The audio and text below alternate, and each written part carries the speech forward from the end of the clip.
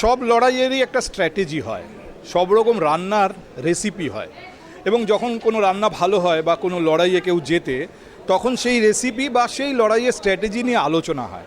BJP 2018-19 থেকেই আস্তে আস্তে প্রধান বিরোধী রাজনৈতিক দলে পরিণত হতে শুরু করেছিল, কিন্তু 19-এর লড়াই, 21-এর লড়াই বা 24-এর লড়াইতে বিজেপি সফল হতে পারেনি, ফলে সেখানে রেসিপি নিয়ে আলোচনা হয়নি। এবারে হচ্ছে। আর এই 26-এ বিজেপির যে এই সাফল্য, তার পেছনে যিনি কাজ করেছেন, যার টিম কাজ করেছে, তিনি প্রত্যুষ মণ্ডল। আমরা একটু কথা বলবো প্রত্যুষবাবুর সঙ্গে। প্রত্যুষবাবু, কিভাবে পরিকল্পনা হয়েছিল যা অন্য বারের থেকে আলাদা? হ্যাঁ, একটা কথা আপনি হয়তো সংশোধন করলে ভালো হয়। শুধু প্রত্যুষ মণ্ডল নয়, এরকম বহু প্রত্যুষ মণ্ডল এই পার্টির জন্য আজ নিরলস পরিশ্রম করেছেন। বহু মানুষ, হয়তো আপনি এক দুজনেরই নাম জানেন, এরকম নয়, শয়ে শয়ে আছে এরকম প্রত্যুষ মণ্ডল। সর্বস্তরে আছে, জেলা স্তরে আছে, মণ্ডল স্তরে আছে, বিধানসভা স্তরে আছে, রাজ্য স্তরে আছে। তো তাদের যারা কেন্দ্রীয় নেতৃত্ব, রাজ্য নেতৃত্ব যে নির্দেশগুলো দিয়েছিলেন, সেগুলোকে ঠিকভাবে সর্বস্তরে নামানো এবং তার সেকে কার্যকরী করা, এই বিশাল একটা ফোর্স কাজ না করলে আজ আমরা এই সফলতা পেতাম না। আমি আপনাকে ক্রেডিট দিয়েছি, তার মানে এই নয় যে আমি অন্যদের ক্রেডিট থেকে আপনাকে, মানে অন্যদের ক্রেডিট দিচ্ছি না, সবাই নিশ্চয়ই করেছেন, কিন্তু আমি যতটুকু শুনেছি সাংগঠনিক দায়িত্ব মূলত আপনার হাতে আসে, তারপরে বনসাল সাহেব যিনি দায়িত্ব নিয়ে আসেন, তিনিও তার ইনপুটস আপনাকে দিতে শুরু করেন। সব মিলিয়ে যেভাবে এই একটা রুম থেকে গোটা বিষয়টা পরিচালনা হয়েছে, অনেকটাই এমনকি 24-এর থেকেও আলাদা করে দিয়েছে এবারের বিজেপিকে। দেখুন, বিজেপির তো এইটাই সমালোচনা ছিল, বুথ স্তরে সংগঠন নেই, অথচ সেই বিজেপি 208খানা আসন পকেটে পোড়া, বুথ স্তরের সংগঠন নিয়ে একটা অর্গানাইজেশন এটা করতে পারে নাকি আপনারা নিচে নিচে তলায় তলায় এই সংগঠন তৈরি করেছিলেন?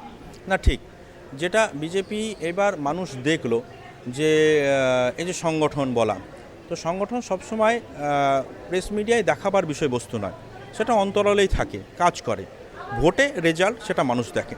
তো আমাদের সংগঠন তৈরি হয়েছিল, আমরা 21 থেকে শিক্ষা নিয়েছিলাম, 24-এ কিছু ভুলভ্রান্তি হয়তো হয়েছিল, নাও হতে পারে, কিন্তু তার থেকে আমরা একটা বিশাল বড় শিক্ষা নিয়ে সংগঠনকে সর্বস্তরে, সর্বব্যাপী এবং সর্বস্পর্শী করেছিলাম। তার ফলেই না এটা হয়েছে। এটা তো আবার আমি আপনাকে বলছি, ভারতীয় জনতা পার্টি তো নেতা ভিত্তিক দল নয়, কার্যকর্তা ভিত্তিক দল। তো কার্যকর্তাদের প্রচেষ্টার ফলেই এই বিপুল জয় হয়েছে। অতি অবশ্যই কার্যকর্তারা সাংগঠনিকভাবে দক্ষ হয়েছিল, সাংগঠনিক দিকে মনোনিবেশ করেছিল বলেই এটা হয়েছে।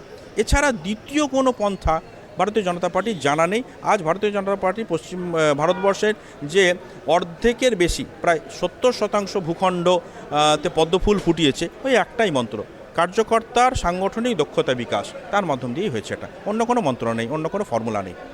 আমি দলে আপনার অবস্থান জানি, সব রকম প্রশ্নে আপনার কাছে হয়তো করাই উচিত না, তবু বলছি যে যখন শ্রমিক ভট্টাচার্যকে দলের সভাপতির দায়িত্ব দেওয়া হয়, তখন অনেকে বলেছিলেন যে শ্রমিকবাবুর সবথেকে বড় চ্যালেঞ্জ হচ্ছে সবাইকে এক জায়গায় করা এবং একসঙ্গে এক লক্ষ্য নিয়ে ঝাঁপানো। উনি ওনার স্তরে, ওনার জায়গা থেকে এই চ্যালেঞ্জের মোকাবিলা করেছেন। আপনি যে স্তরে কাজ করেছেন দলের, সেই স্তরে কি কি চ্যালেঞ্জ ছিল? না, সবথেকে বড় চ্যালেঞ্জ ছিল সেটা হলো ধৈর্য রাখা। এত বিভৎস পরিশ্রম এবং একের পর এক কাজ, এবং মাথা ঠান্ডা রেখে সেই কাজগুলোকে ঠিকভাবে ইমপ্লিমেন্ট করা, ওই জন্য ধৈর্যটাই সবথেকে বড় চ্যালেঞ্জ ছিল। আমরা ধৈর্য রাখতে পেরেছি। বিভিন্ন সময় বিভিন্ন প্রতিকূলতা এসছে, যে কাজগুলো যেভাবে করতে চেয়েছি হয়তো সেভাবে হয়নি, কিন্তু ধৈর্য ধরে এক্ষেত্রে অতি অবশ্যই আবার আমি কৃতজ্ঞতা স্বীকার করব রাজ্য নেতৃত্ব এবং সর্বোপরি কেন্দ্রীয় নেতৃত্বকে, যারা এই ধৈর্য রাখতে সহযোগিতা করেছে, দিশা দেখিয়েছে, পিঠে হাত দিয়েছে যে হ্যাঁ সঙ্গে আছি, চলো, হবে, হয়েছে।